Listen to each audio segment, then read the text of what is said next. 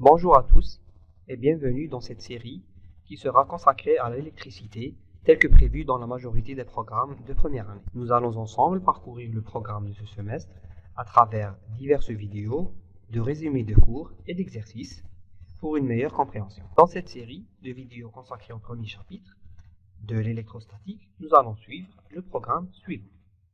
Nous commençons par une petite introduction qui sera présentée dans cette vidéo.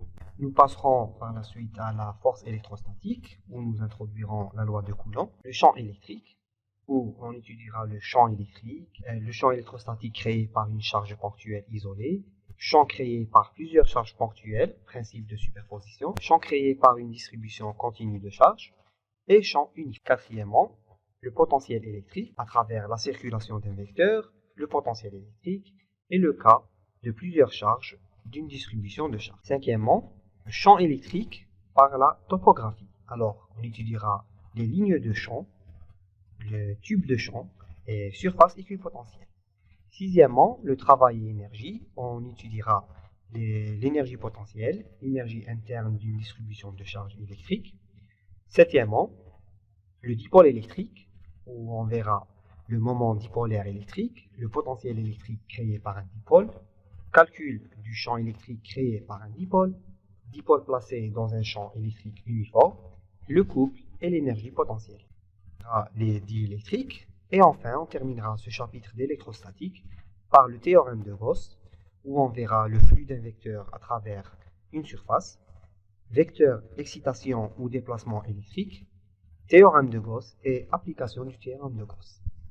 À travers ces diverses vidéos, nous allons corriger certains exercices des travaux dirigés pour une meilleure compréhension. Première partie, introduction.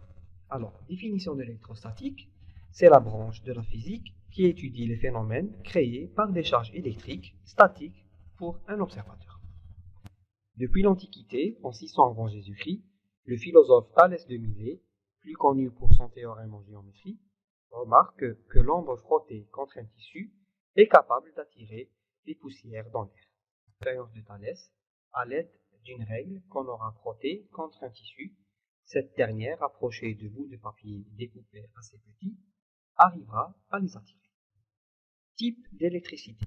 On peut faire une expérience assez simple pour déterminer les types d'électricité. En rapprochant du verre déjà électrifié par frottement, avec un autre verre lui aussi déjà électrifié, il est remarqué que le verre sur la pendule s'éloigne du premier. Tandis que si on remplace le verre de la pendule par de la résine, on remarque que cette dernière se rapproche du verre. La même expérience peut être refaite. On remarquera que la résine attire le verre et aussi que la résine repoussera la résine. Ces expériences mettent en évidence deux types d'électricité. La première apparaît dans le verre et la seconde se manifeste dans la résine. Par convention, à l'électricité vitreuse, on associe un signe positif et à l'électricité résineuse, on associe un signe négatif. Conclusion, deux charges de signes opposés s'attirent, tandis que deux charges de même signe se repoussent. Troisièmement, la force électrostatique, la loi de Coulomb. Coulomb énonce en 1785 la loi d'interaction électrostatique à la suite de nombreuses mesures réalisées grâce à la balance de Coulomb qu'il a mis au point dans le but de détecter les forces d'interaction très faibles.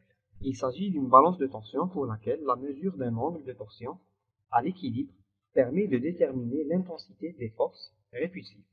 Dans le cas de forces attractives, c'est l'étude des oscillations du système qui permet de déterminer l'intensité des forces. Dans ce dispositif, les sphères A et B sont porteuses de charge du même signe. L'angle alpha représente l'angle de torsion et permet de calculer la distance entre les sphères A et B. En fonction de l'augmentation ou la diminution de l'angle alpha pour différentes charges déposées sur les sphères A et B, Coulomb déterminait la force électrostatique de répulsion entre les deux sphères A et B dues aux charges. Ces expériences ont mis en évidence une analogie avec la loi de la gravitation universelle de Newton. Coulomb a alors proposé l'expression mathématique suivante, où la force exercée par la charge Q1 sur la charge Q2 est donnée par K fois Q1, Q2 divisé par R carré, fois le vecteur unitaire Q1 vers Q. Alors ici, F désigne la force exercée par la charge Q1 sur la charge Q2. Q1 est un vecteur unitaire porté par la droite qui lie les deux charges et orienté de Q1 vers Q2, comme indiqué sur la figure. Alors on a la valeur de la constante K donnée par, ainsi que la valeur de y0, permittivité dans le vide.